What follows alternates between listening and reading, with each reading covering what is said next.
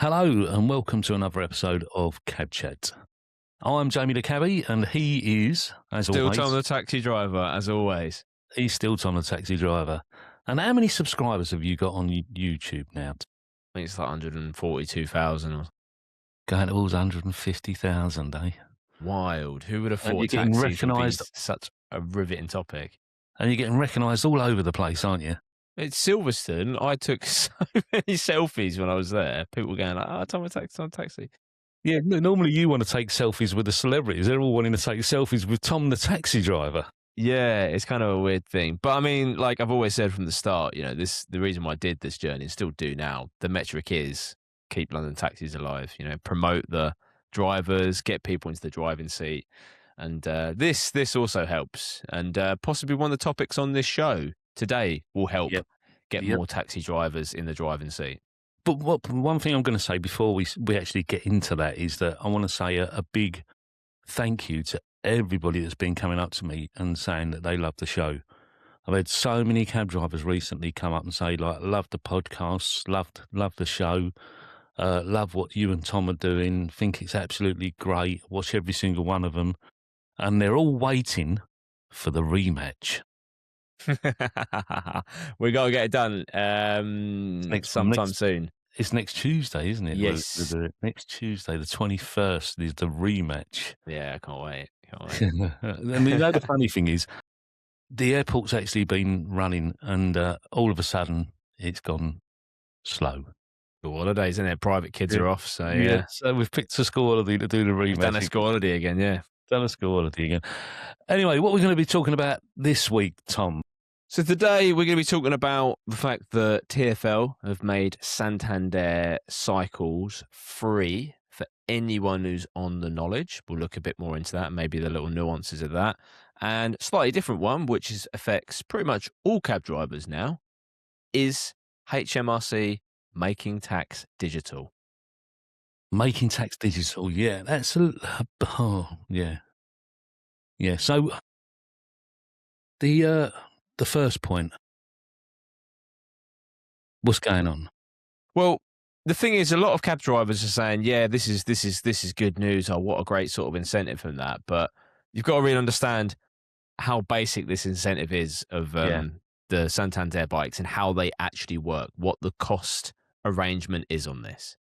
Because on the outset, it sounds like a great thing. It sounds like TfL are giving away like bikes, which they're not.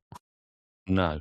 The way the Santander cycle scheme has kind of always worked is that you pay an unlock fee for the day. So at the beginning of the day, you can put your card into one of the little terminals that are by the Santander bike docks, and to the tune of about, I'll have to double check this as we go through the episode, but to the tune, it used to be about £2 years ago. I got on it fairly recently. You pay that, and that allows you to unlock the bikes for a 24-hour period. Then what happens next determines how much you are charged for the bikes. So if you're on the bike for more than an hour, then you have to pay an hour fee. It's done in hour chunks, and I think that might then be like £6 or something. I've got to have a look whilst we're looking here. And I don't think that bit will be free from Transport for London. It's only the unlock fee that's free. So basically, it means they're only getting a little bit of time free of charge then, doesn't it? Well, it's the unlock fee that's free.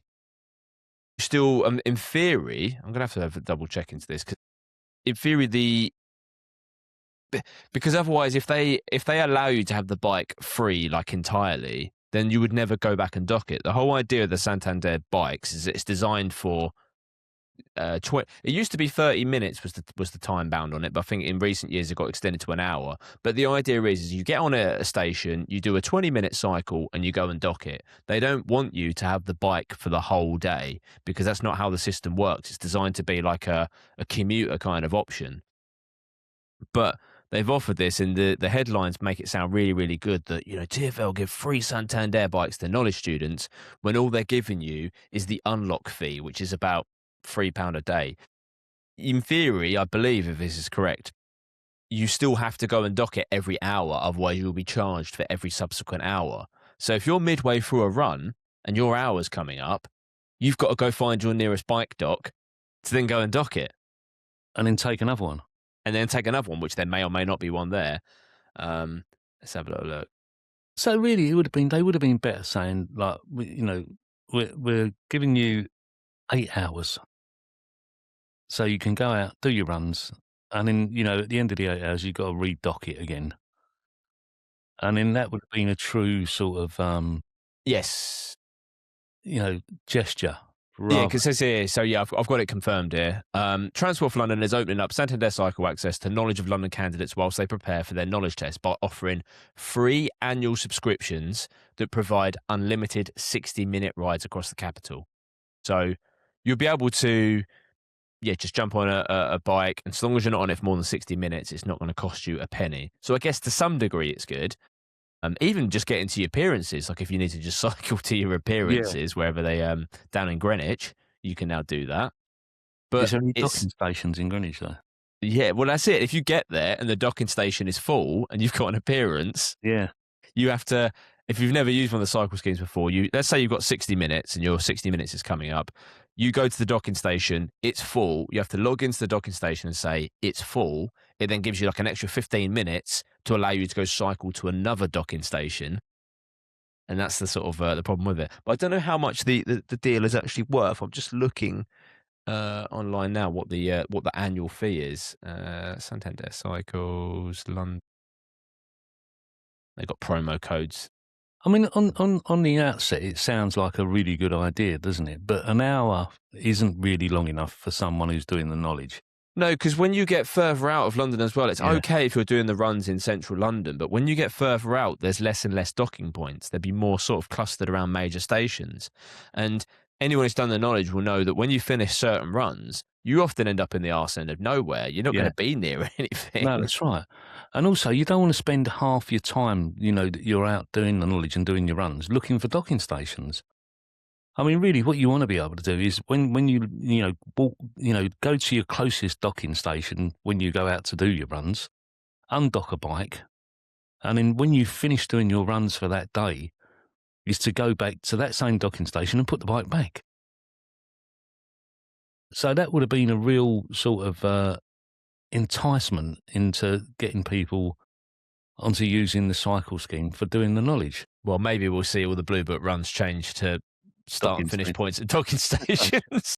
It's basically, so it's £120 a year. So it's a nice gesture, I guess, because at the end of the day, if you're doing the knowledge, it's just a nice perk that you can then have. And whether it maybe it doesn't support you directly in that you go out and do your runs on the bikes. I don't think that's actually really going to be the mechanism here, but it could be quite helpful, as said, for the reason if you need to just go cycle to the to the examination center or whatever. I mean, really, they should open it up for cab drivers. I think that would probably be a much better usage.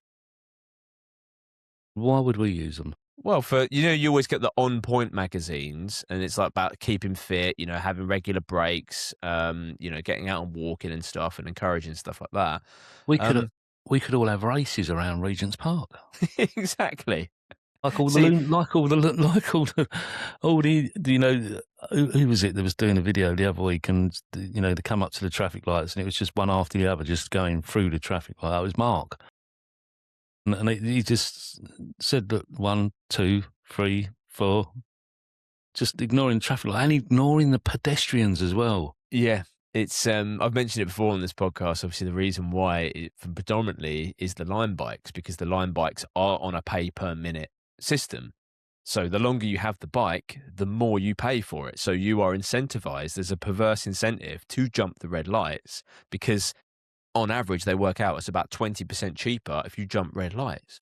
I think that they should have breathalyzers on these hire cycles, because I've got to say, last night after the football game, it was quite challenging driving around London, avoiding line bikes with these people that have obviously had quite a lot to drink, jumped on a bike and decided they're going to cycle home.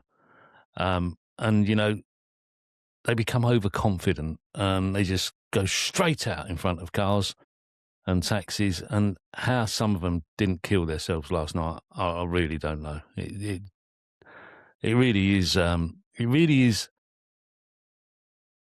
I forgot what the word is now. It really is unbelievable that people are allowed to go out, have a skinful. They wouldn't be allowed to drive a car, but they're allowed to jump on a hire cycle and then cycle around London at breakneck speeds and put themselves and others in danger. Yeah. Especially pedestrians. I mean, if one of those line bikes hits you as a pedestrian, it's going to do serious damage to you, real serious damage. I just think it should be very similar to what we have with cars and that. I mean, someone said this to me with the Santander bikes. They said, "Oh, do you know that every Santander bike has like a number on it? It's like a 5-digit number along the side on the rear chainstay, like near the rear mudguard." And someone said, "Oh, well, if as you do any damage to you, you can just report it, go for your insurance. You know the time and date." So I did this. One came alongside me. They've got really heavy bar ends on the end of the bars, and it scraped the side of the cab, left a nice scratch that wouldn't cut out, quite a deep scratch. I thought, well, I know exactly the time of day that it happened. I know the bike number. I've got dash camera footage of the guy riding off. I'll just go for my insurance and get them to contact. They've all got public liability, so it'll be fine. And no. In the end, my insurance company went back and forth with Santander Cycles, and they said, "Did you get the guy's name?" "No, I didn't, because he cycled off. We can't really do anything about it." Called hit and run. Yeah, well, what if he just told me his name was Bob and just cycled off? I've got the exact, all of those journeys are logged because it's done by credit card. They know who is on that bike at whichever time. And it's just a shame that, it would be a great incentive for like pedestrians in the same way that people love being able to catch the motorists on their phones, rightly or wrongly. I'm not there to sort of judge whether that's a good or moral practice. It would be a great spectator sport if they put numbers on the side of all the line bikes that you could then go, right, this line bike's being ridden by this person at this time. They're jumping the red lights, and then they then get the fines. Yeah. Be a good revenue for Met Police and TfL or whatever. Yeah. Talking of people taking videos of people on their phones, he's gone very quiet lately, hasn't he? I haven't seen any of his videos lately. I don't know, because sometimes I think there is a bit of a lag in when he uploads them, because you can't post it online when it's already going through the court's process. Yeah. So if he's had a bit of if he's not gone out and done much, then his pipeline of like videos. I think people are recognising him now, and I think his effectiveness has become a little bit less. Less effective. I think to the guy like Cycling Mikey, I don't really have a problem with the guy. Like, now that he's sort of tempered down a bit, he's been to court for various things. Like when he done Gandalf Corner, and he, like cycled in towards oncoming traffic when people were going around the other side of the keep left bollard, and he was kind of standing in the road, and then like he was goading them on to so much that they would pretty much knock him off his bike. He's kind of learnt his lesson that way, and he sort of knows what he can and can't do, really. I don't really have as long as he's not throwing his bike at me like he did with that lady in the Fiat 500. I don't really have the wrong way around the roadworks. Yeah, but that doesn't give him entitlement to throw his bike. They were both in the wrong, and that was the way the Met Police sorted it. Actually, they said, "Well, she's not come forward about the fact that the bike hit her, Yeah, and he's not come forward about the fact that she drove into him." So it was kind of just neutral sort of stalemate. But at the end of the day, like, people on their phones, like in traffic or whatever, it just holds up London. It's unsafe. Someone could walk out in front of them. Someone could be walking a dog, and you're not, seeing that. So I don't really have a problem. The law's simple. If you want to break the law, then if he can be there to catch it, that's what he can be doing. exactly. Yeah, I quite agree. And if you're a professional driver, and we've said this before on the podcast, if you're a professional driver, the cheapest phone cradle out there now, if you go on TikTok Shop, you could probably get one for about £2.50. Yeah, I think they sell them at all the petrol stations. Yeah, less than a cup of coffee. And you can get some really good ones on Amazon for like £18, magnetic. Your phone sticks to it and it charges it at the same time. And you haven't even got to have your silly cables hanging out the bottom of the phone anymore.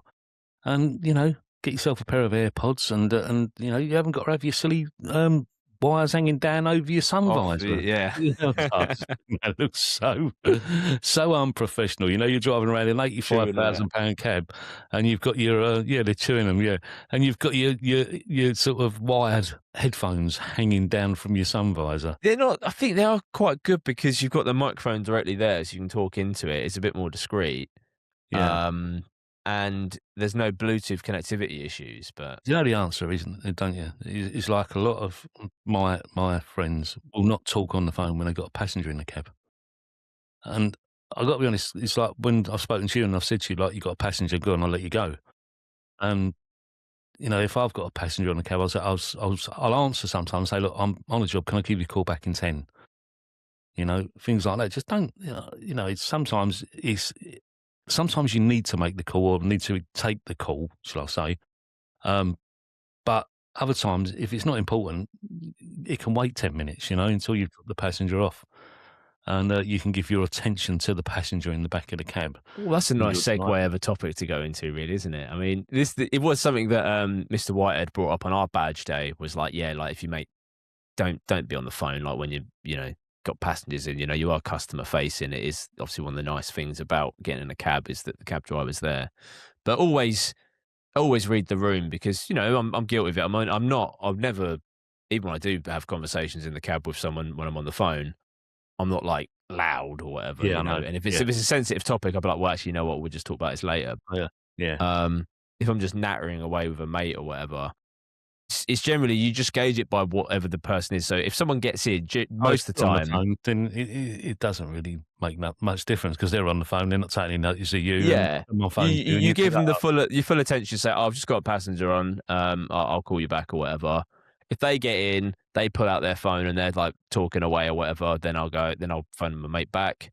And vice versa. Sometimes they'll finish on the phone, the passenger in the back, and start talking to you. And you just go, oh, hold on, mate, I'll just talk with this passenger in the back or whatever. And then just kill that and divert all attention, really. Exactly.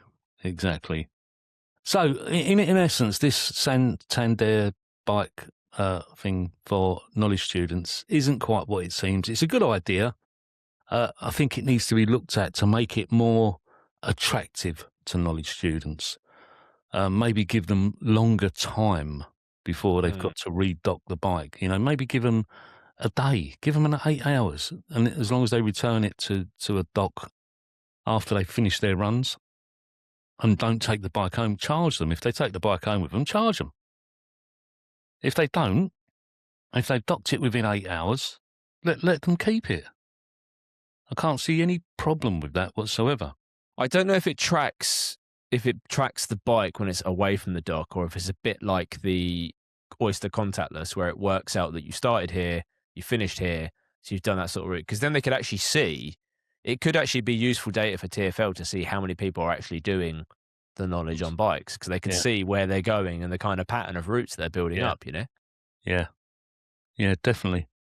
What else was we going to talk about in this episode? Because we've got lots of little topics. I know we said we were going to stick to one topic in each episode, but we've got lots of little things that don't really make a whole episode, but we want to talk about, isn't there? Making tax digital. So this is something that it's going to affect all cab drivers, whether it affects you right now or in the future. It's anyone self-employed, basically. It's going to be phased in over 3 years. Yes. Yeah. So, what's your experience with it so far? Oh, it's been a breeze, mate. I love it. Do you know what I've but let me say, right? So I normally would go and do my account, send it over to the accountant, and he'd do it all, and it'd take me a day. Yeah, I'd take a day off work, do the whole lot in one day, all done and dusted. Yeah, download all my bank statements, any receipts, things like that. Just go through them all, and then bang, done. Right now, it's like about half a day every month.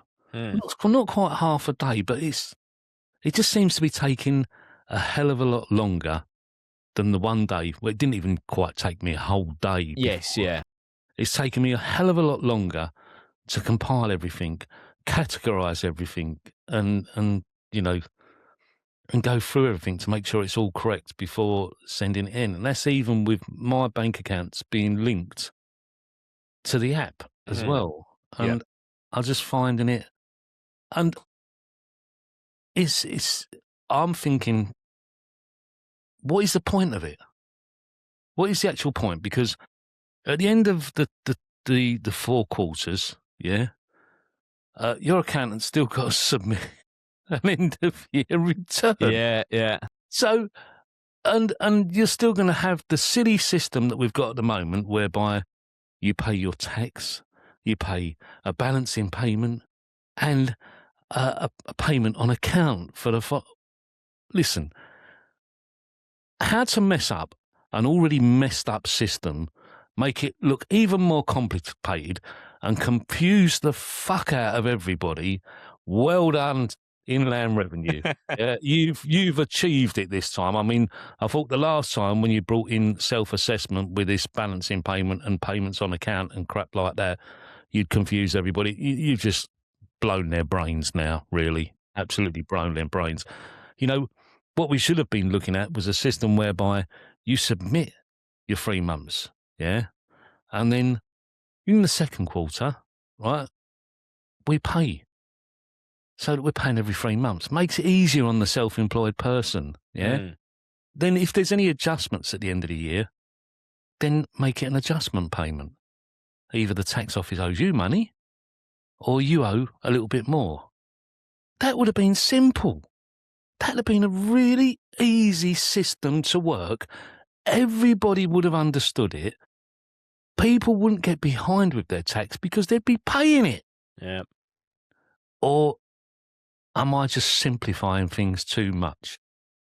My hypothesis is that it's quarterly payments is very similar to how you do VAT. You have to do quarterly returns for VAT. And I think that's why they started with £50,000. That's why they were looking at people like taxi drivers and that, because I think there's a lot of people, maybe self-employed sort of builders and tradespeople, that hover close to that £90,000 VAT threshold. So the idea is, I think, by submitting quarterly reports, HMRC can get a much better picture of how your yearly income looks, especially if in certain trades that deal with cash or whatever, how close you are to VAT, and they're trying to catch people out on the VAT threshold thing. That's my reason for it. Cab drivers do not go over the VAT threshold. It means you're going to pay VAT on everything. Everything you earn. But interestingly, do you know what the I went to a meeting yesterday at Heathrow Airport regarding the tariff, next year's tariff increase. And do you know what the Office of National Statistics, well, I always have trouble saying that, the Office of National Statistics average yearly income is now? In the UK, sorry. Yeah, in the UK. £38,000. Nope, it's £48,000. For a taxi driver to actually clear £48,000, how much do you think they have to take? You've got to turn over about £70,000 or £88,000 Whoa. to get yourself up to the ONS national average wage. Well, that's the thing. So, like, yeah, you're £2,000 off of doing VAT. Yeah, Because Yeah. remember, VAT, if those don't know, is on turnover. And it's the reason why it's catastrophically bad for cab drivers is that we can't add VAT to the meter. no, but you'd have to pay VAT on every single fare that you do. And the only way around it is to do the fixed rate, flat rate scheme, which is 10% if it's transportation. So you take 10% on 90, well, so £9,000 just for taking 90,000. Yeah, so you end up not paying sort of 23% tax. You end up paying 32% tax on everything you earn.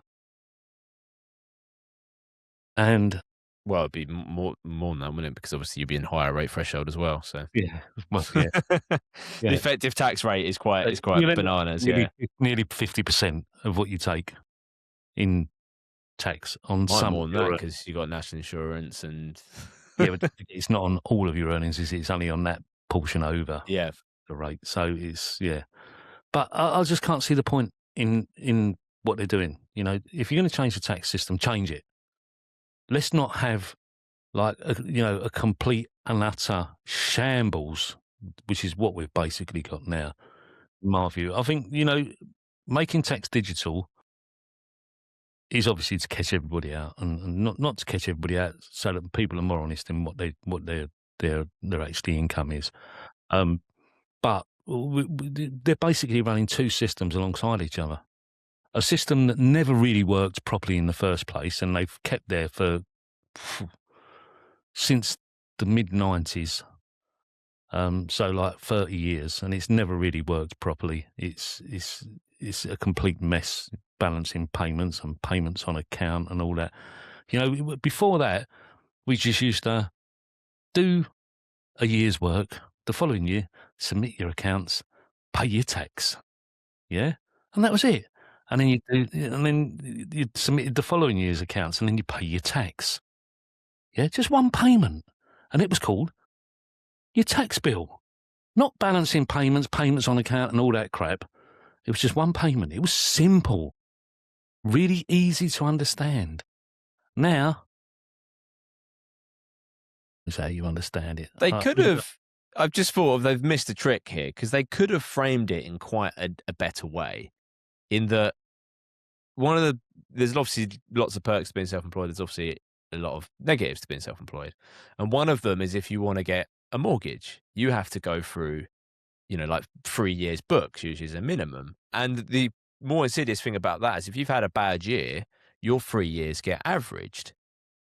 So my girlfriend, as an instance, she said there's been various things that happened in her industry, which meant that some people earned less in some years, whatever. But with this whole 3-month making tax digital submissions, well, every platform you use has to be HMRC authorized anyway. So you would think that this could actually be a benefit of going, well, look, my accounts are more up to date now because of this new HMRC system.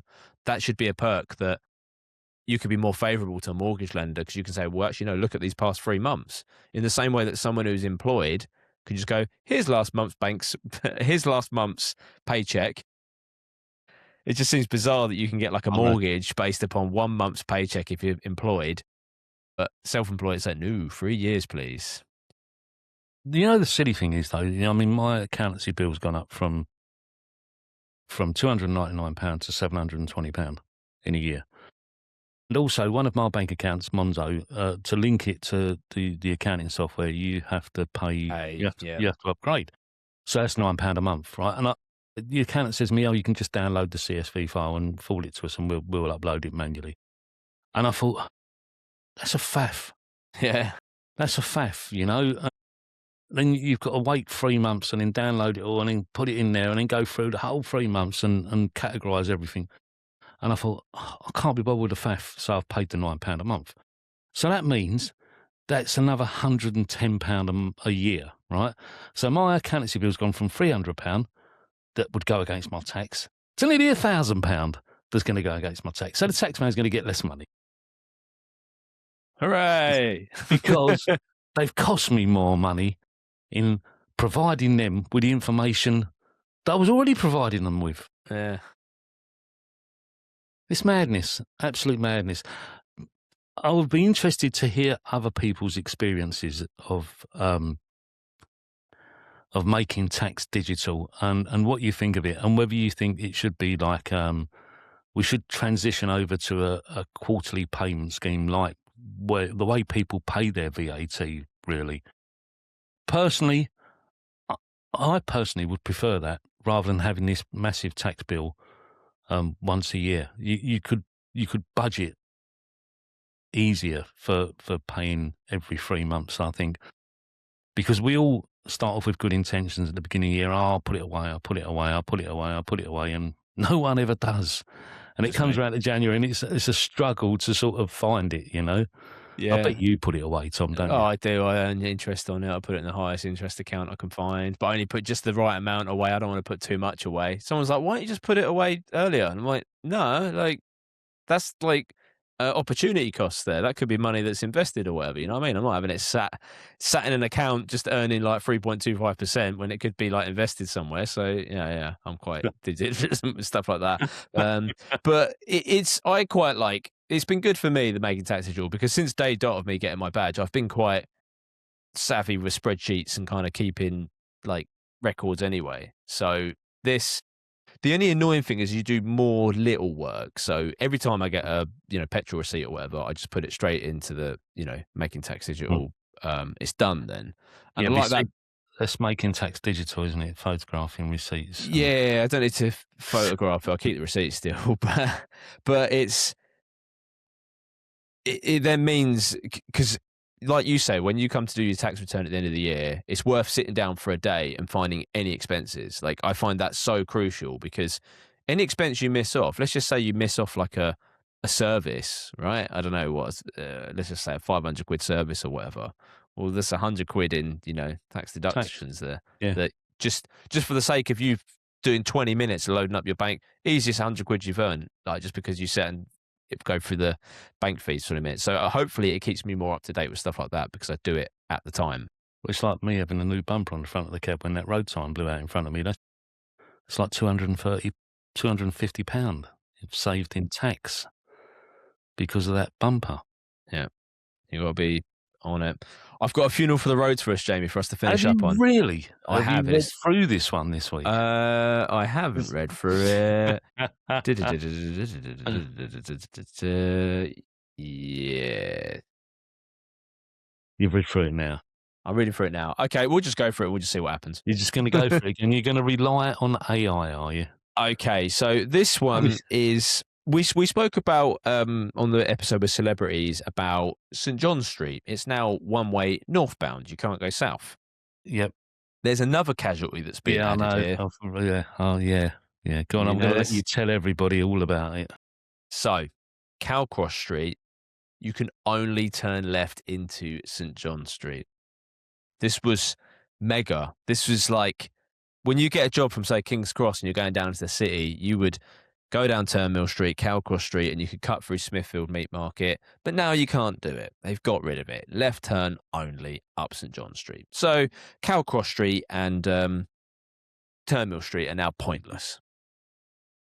So here we go. Here lies the cut through Calcross that eased the cabby's evening. Smithfield, always waiting, just a wheel turn from the meat market smell. No more quiet slide past St. John's ambulance station. Don't know where St. John's ambulance station is. It must have just